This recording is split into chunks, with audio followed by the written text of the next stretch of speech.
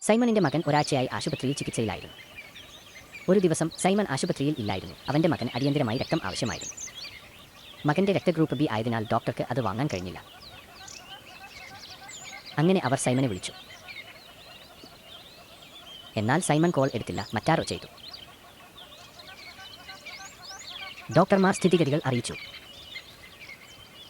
ഇതറിഞ്ഞ സൈമൺ വളരെ സന്തോഷവാനായിരുന്നു. നിങ്ങളിൽ ആരാണ് എൻ്റെ മകന് രക്തം ദാനം ചെയ്തത് എന്ന് അവൻ തൻ്റെ ഭൃത്യന്മാരോട് ചോദിച്ചു. എന്നാൽ അവരാരും മറുപടി പറഞ്ഞില്ല. ആദ്യത്തെ സേവകൻ പറഞ്ഞു, എൻ്റെ രക്തഗ്രൂപ്പ് A+ ആണ്, എനിക്ക് നിങ്ങളുടെ മകന് രക്തം ദാനം ചെയ്യാൻ കഴിയില്ല. രണ്ടാമത്തെ വേലക്കാരൻ പറഞ്ഞു, എൻ്റെ രക്തഗ്രൂപ്പ് B- ആണ്, എനിക്ക് നിങ്ങളുടെ മകന് രക്തം ദാനം ചെയ്യാൻ കഴിയില്ല.